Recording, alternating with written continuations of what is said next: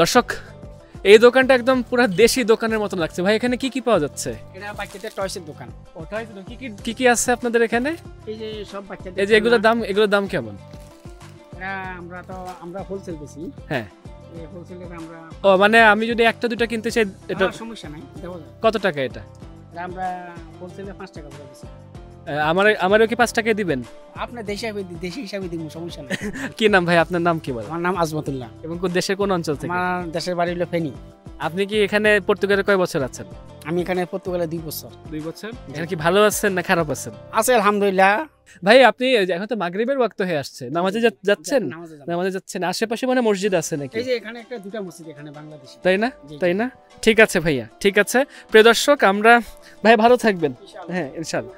হ্যাঁ ভাই, আমরা এখানে দর্শক যেখানে আসছি এখান থেকে এই কোণা বরাবর আমি যদি একটু দেখাই, এই যে মুসল্লিরা হেঁটে হেঁটে যাচ্ছে, এ দেখেন দর্শক, এখানে একের পর এক লোকজন ভেতরে প্রবেশ করছে।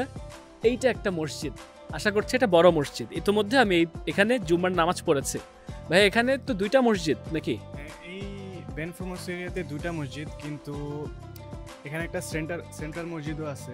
আচ্ছা প্রিয় দর্শক, ঠিক এখানে মসজিদটার পাশে এখনো মাগরিবের আজান মনে হয় পড়ে নেই। তো আমরা এই সময়টাতে হাঁটছি, রূপসী বাংলা নামের একটা রেস্তোরাঁ দেখতে পাচ্ছি। এখানে ইতিমধ্যে একবার খেয়েছি, খাবারের স্বাদ ভালো লেগেছে। আসসালামু আলাইকুম, কেমন আছেন? আছি, ভালো আছি। আপনার নামটা একটু জানতে চাই ভাইয়া। জাভেদ ভাই কোন অঞ্চল থেকে? আমি সিলেট থেকে। সিলেটে কি এখানে সবচেয়ে বেশি? হ্যাঁ বেশি। অনেক সিলেটি কথা শুনতে পাচ্ছি চারপাশে।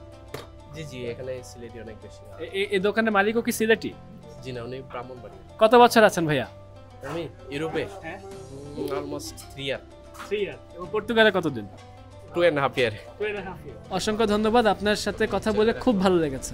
এর পরবর্তীতে আমরা মসজিদে নামাজ আদায় করে নিলাম। এখানে জুম্মারও সুব্যবস্থা আছে। আমার পর্তুগাল প্রবাসী এক ছোট ভাইয়ের থেকে এই মুহূর্তে জানতে চাচ্ছি তার বিগত কয়েক বছরের রমজানের অভিজ্ঞতা সম্পর্কে। পর্তুগালে প্রায় 3 বছর থাকার সুবাদে আমার এখানকার রমজান উপভোগ করার সৌভাগ্য হয়েছে।